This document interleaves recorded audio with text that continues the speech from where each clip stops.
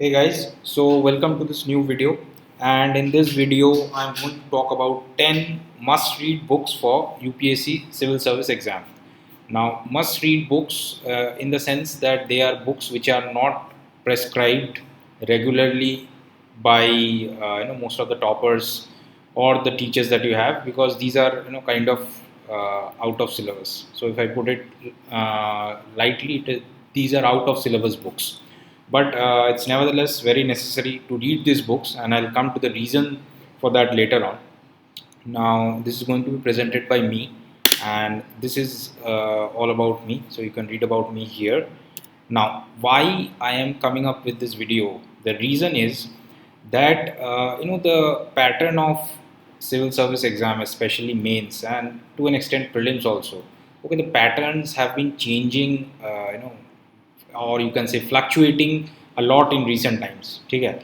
So in this kind of changing pattern, if you need to, if you want to find some sort of stability of mind, then I guess reading is the best way to get that. Okay, because reading is something that it gives you a feeling of empowerment. Okay, this is very important. Why empowerment? Because when you have a very developed reading habit, what it does is it gives your mind the confidence to handle unknown problems. Okay, confidence to handle unknown problems, and this is very important in the kind of the kind of pattern that we have for civil service right now. Okay, this is very important. So when your reading habit is very diverse, when you have read a lot of books, when you have read from multiple sources, herein I'd like to give you a disclaimer that I'm not talking about the syllabus books. Okay, I'm not talking about Bipan Chandra, and I'm not talking about Spectrum and all those books, because that is something that that you already know about, and there are too many videos and too many pundits giving their opinion on those books. So these are books that are going to be, as I said, out of syllabus. Now this empowerment feeling is one. When you feel good about your own base, okay, when you feel good about your own base, the confidence that you get while writing an answer, it's going to be really superhuman. You will feel that while you are writing the answer, when you know that you have read enough, you have understood enough, your comprehension skills are spot on. Okay, so this is very important. And this selective value addition, okay, because mains in GS and in certain optionals, what happens is, because of the similarity in questions, okay, because the questions are very similar, they are not changing drastically, but there are certain I would say, there is change in complexion of the questions. Okay, what exactly, there might be a question on Panchayati Raj. Okay, there might be a question on Panchayati Raj, and this may be the topic. Okay, the topic may be Panchayati Raj, but if you check the question in 2010 and if you check the question in 2020 mains, you will see a radical difference, the kind of questions. So 2020 mains GS2, if you analyze the paper, you will see terms which have been used like functionality. So the statements given in the questions, they are themselves very confusing, and to handle this kind of this kind of question paper, you need to have some source of selective value addition. You need to have something that differentiates you from the others, because everybody is memorizing those notes. Okay, so this rote learning is not going to help you stand apart. Okay, you have to stand apart. That is the key thing.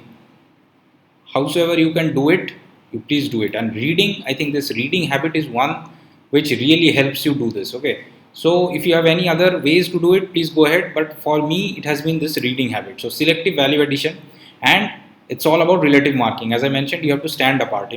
If everybody is writing x y z, then you have to add an element x plus 1. This x plus 1 will increase your marks by 2 in a question. Okay, you go on increasing half mark, 1 mark in every such question in GS, and you have almost like almost 30 plus 30 from average in every paper. Multiply it by 4, you have plus 120. So that's like huge. Okay, that's like huge. It's like in and out of the list. Okay, so you can gauge the importance of this whole relative marking thing. If you have something different from the others, you are going to stand out. And in this, what you may call it a race or a battle or whatever you want to, in this thing, it's very important that you understand the importance of this relative marking. It's not about, it's not about being a defensive guy. Okay, don't be on the defense at all times. We are always on the defense. We are always asking people whether this is enough or not. This word comes up every now and then, whether this is enough, whether this book is enough, whether that book is enough, will this much be enough to clear the exam. So this is a sign of a defensive mindset, and the problem is that there is a next step also, which most of us don't know. That is the attack mode. Okay, where you are not on the defense mode anymore, you are attacking. Okay, attacking, and you are actively expecting certain questions and expecting certain things from UPSC, and you are ready with the answers. Okay, so the state of readiness is very important. And I think in UPSC the best chance for you is if you have this attacking personality. Okay, you should not be on the defense. You should not be looking for cover. If I get this question, then how am I going to answer it? If I get that, how am I going to answer it? Your strategy should be, or your attitude should be to be ready with something of your own. And this something of your own can come when you feel empowered. Okay, when you know that you are the guy and you have enough arsenal in your pocket. Okay, and this can come when you have done this selective value addition and you have understood this relative marking. Okay, so in this it's like an algorithm. Okay, and the last thing is personality development. Okay, many people they think that personality development this starts after mains, which is absolutely wrong concept. It's it's a flawed concept. It happens over a period of time. Okay, it happens during your preparation. Okay, so that one and a half year that you spend, that is the period when this personality development actually happens. So if you manage to read at least 10 to 20 books, good quality books, during this 1 year, your personality will have automatically improved, and you will not have to spend money on those personality development courses, which are like this get rich quick courses sold after mains. Okay, so this is the best way to develop your personality. So in short, this reading habit, if you can develop this reading habit, it's like it's like takes care of mains and interview in one go, right? But sadly the situation is that most people don't realize this the importance of reading habit, and they realize it only when it's too late. It's just like physical exercise. Okay, physical exercise, people realize the importance of physical exercise when they're 40 years or more and they are close to a heart attack. That's when the doctor suggests them to go for physical exercise and everything, strict diet and all. But till then they just take it very lightly, right? So reading is something like that. So please take care of this. If you can develop a reading habit, it will be great for you. Now I'll tell you about the 10 books which I think are very relevant, especially if you are a civil service aspirant. Okay, and if possible you should take notes selectively from these books. Notes in the sense data, facts, quotes and all those. Okay, so this is the first book, and the main purpose of reading these books that I'm going to suggest is to extract certain value added points. Okay, this is the main target. We are not going to memorize these books, we are just going to extract. This is the main idea. You have to extract certain things, extract those things, add to your notes and forget about the book. Okay, that is how you can use these books for your preparation, right? So in this book there are very good examples and quotes from international institutions like IMF, World Bank. There are economists who have given their opinion, and there are very good international best practices that have been mentioned here. Okay, international best practices. For example, there are very good examples of water conservation from Israel, and if you can note these examples down and put them in your mains answer script, I think the examiner is going to reward you very generously. Okay? So this is where this whole relative marking thing comes, because you will be writing something that others have don't no idea of, okay? And the examiner will definitely be pleased with that. You have to make sure that you are not writing something absolutely outlandish. Outlandish means not something that is like out of the planet, okay? Not something like that. It has to be something relatable. Like in this book, there are examples of how Israel solved its water scarcity problem, and in 2015, where this scarcity was too high all across the globe almost. Okay?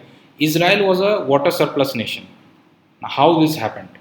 Okay? It's a good case study also.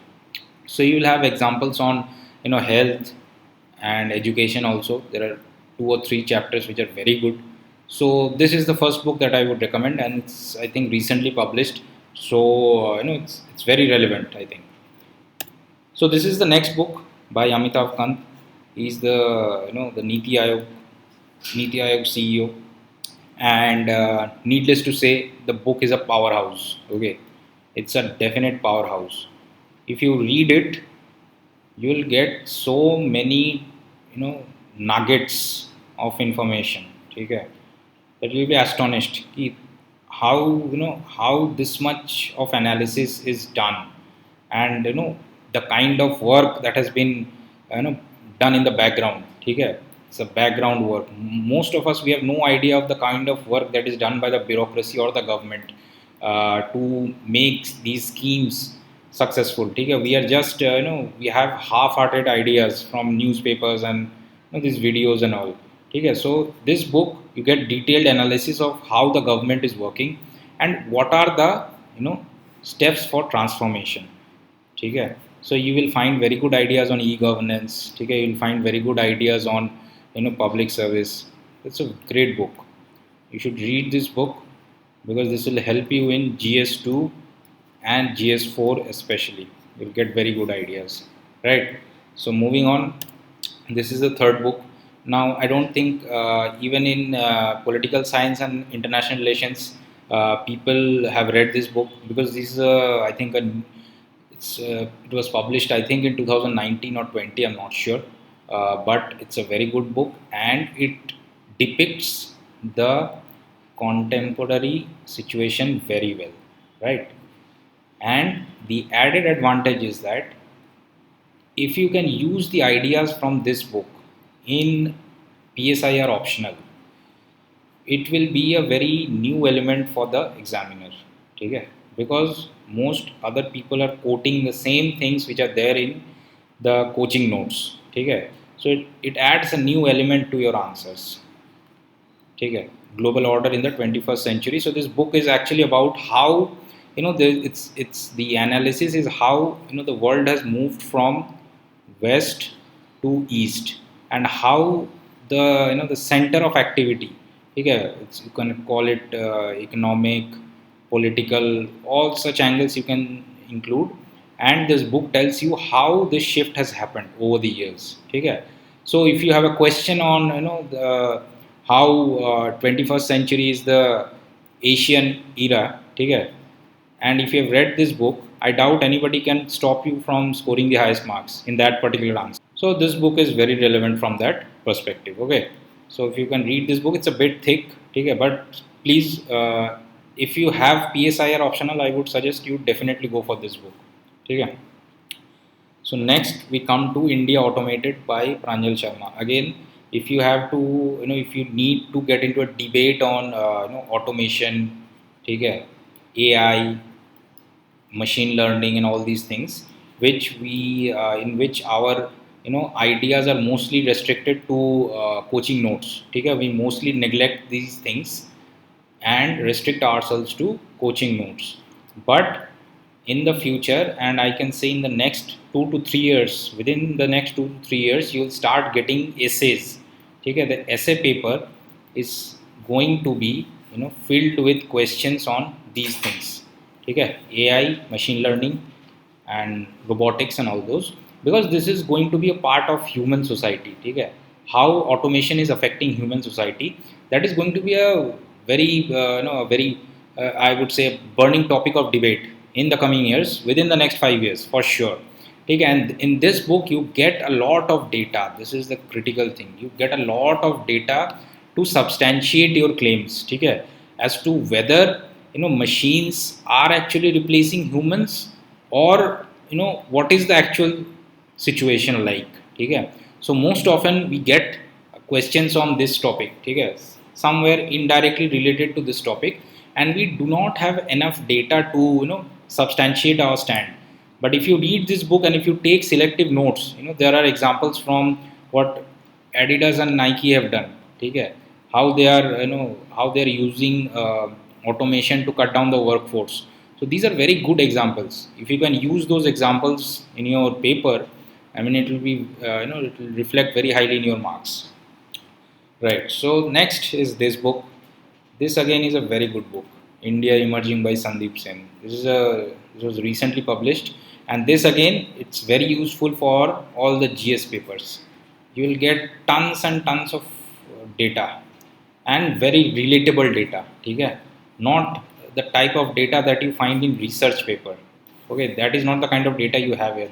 The data that you have here, it's very relatable and very usable. It's in very usable form. Okay, it's not in the form of those those cryptic graphs and this and that. It's not like that.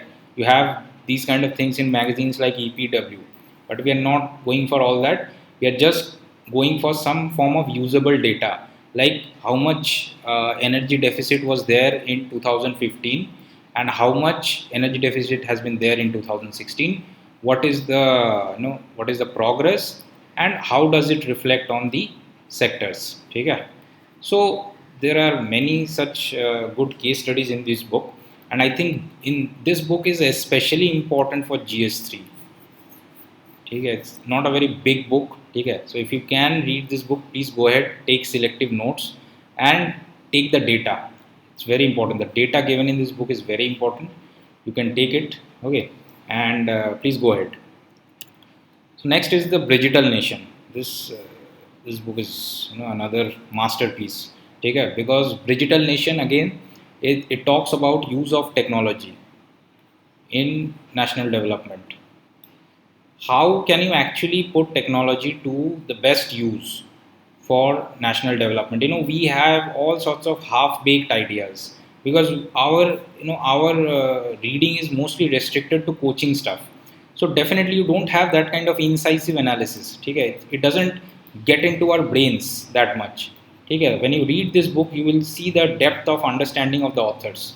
Okay, so you have to read this book to understand how they are talking about rural medics. They are talking about rural medics and how you should create a cadre of rural medics to actually solve the health problem of India, and how it can actually be created with the help of technology.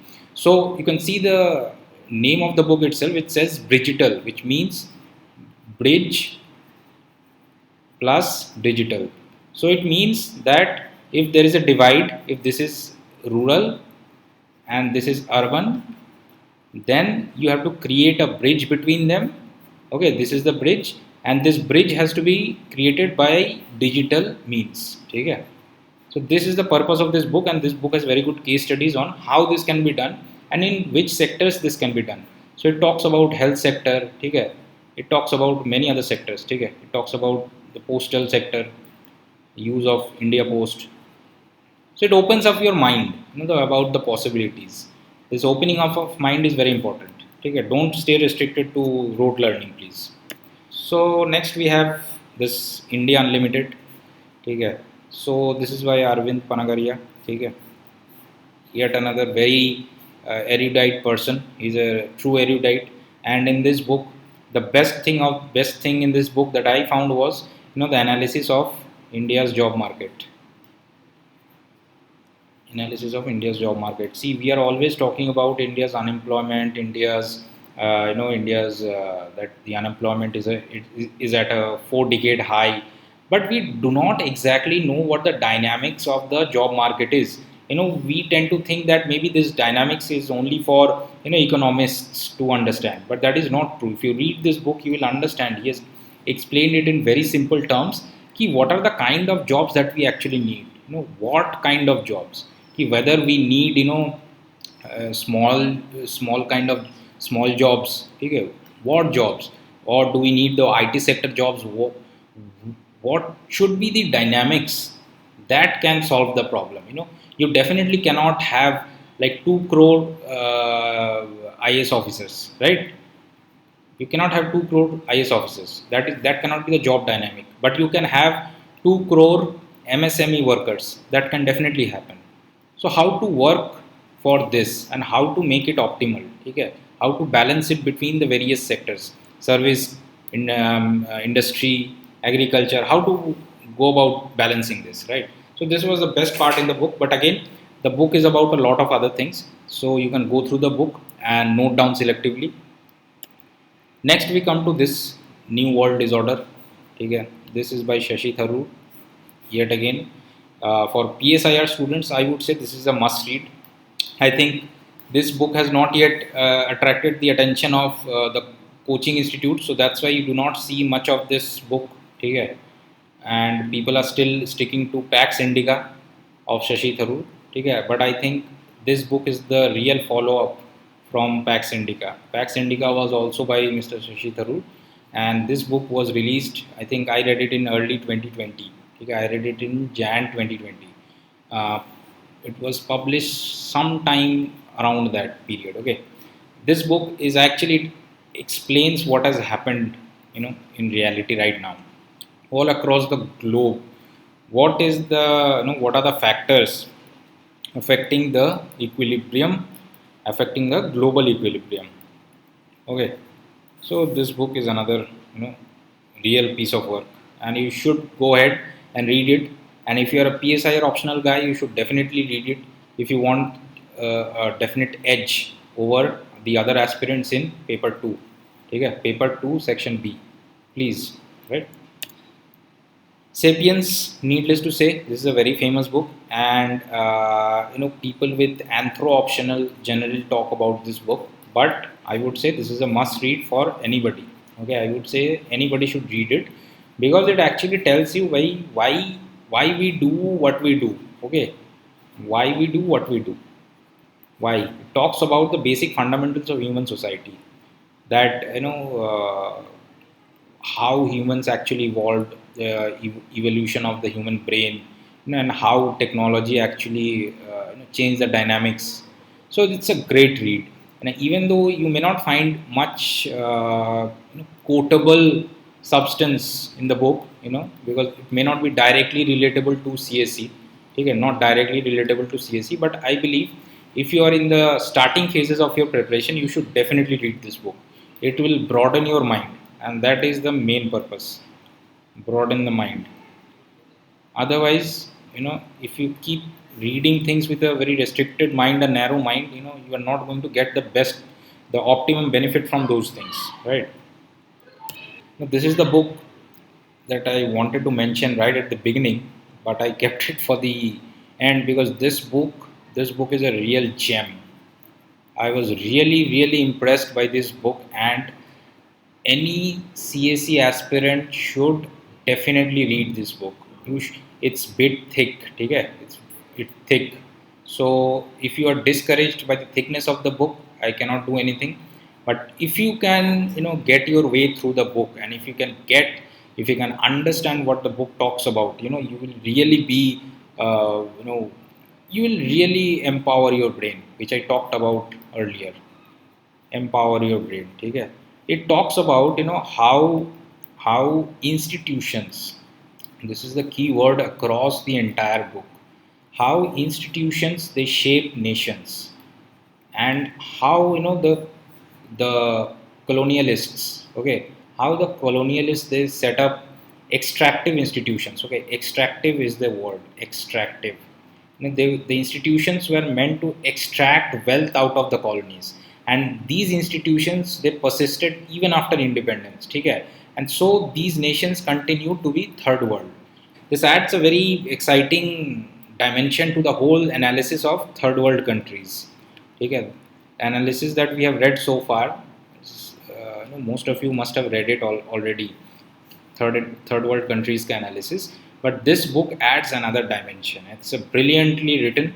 Again, you can see the comments of here, brilliant, compelling, and highly readable. You should definitely go ahead.